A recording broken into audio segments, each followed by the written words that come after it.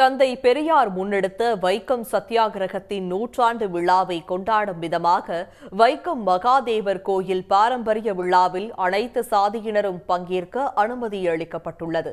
12 ஆண்டுகளுக்கு பிறகு நடைபெறும் வடக்கும் புறத்துப்பட்டு விழாவில் அனைத்து சமூகத்தினரையும் பங்கேற்க விழா குழுவினர் அழைப்பு விடுத்துள்ளார்கள். கேரள மாநிலம் கோட்டயம் மாவட்டத்தில் உள்ள வைக்கம் மகாதேவர் கோவிலில் நெடுங்காலமாக நடைபெற்று வரும் வடக்கும் புறத்துப்பட்டு விழா காட்சிகள்தான் இவை. இந்த கோவிலில் நடைபெறும் தாளப்பொலி, வடக்கும் புறத்துப்பட்டு ஆகிய திருவிழாக்கள் மிகவும் புகழ்பெற்றவை.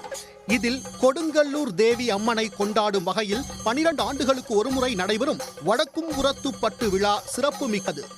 கொடுங்கல்லூர் பகவதி அம்மன் சிலையை மகாதேவர் கோவிலுக்கு யானை சுமந்து செல்ல அதனுடன் குத்துவிளக்கு ஏந்தி 64 பெண்கள் ஊர்வலமாக செல்லும் நிகழ்வுதான் வடக்கும் புறத்துப்பட்டு.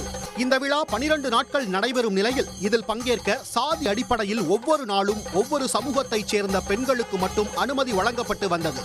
விழாவின் முதல் 4 நாட்கள் நாயர் சமூக பெண்களும் அடுத்த 2 நாட்கள் தீவரா சமூக பெண்கள் விளக்குகளை ஏந்தி செல்ல அனுமதிக்கப்பட்டனர்.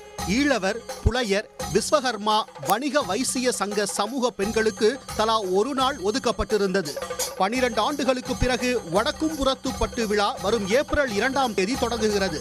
பெரியார் முன்னெடுத்த வைக்கம் சத்தியாகிரகத்தின் நூற்றாண்டு விழாவை கொண்டாடும் விதமாக இந்த முறை வைக்கம் மகாதேவர் கோவிலில் விழாவின் அனைத்து நாட்களிலும் அனைத்து சமூக பெண்களையும் அனுமதிக்க விழாக்குழு முடிவு செய்துள்ளது.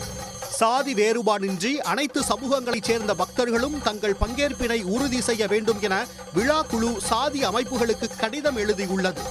வைக்கம் மகாதேவர் கோவிலில் காலம் காலமாக புழக்கத்தில் இருந்த சாதி அடிப்படையிலான பாகுபாட்டுக்கு தந்தை பெரியாரின் வைக்கம் சத்தியாகிரக நூற்றாண்டு விழா முடிவுரை எழுதியிருக்கிறது என்றால் அது மிக இல்லை.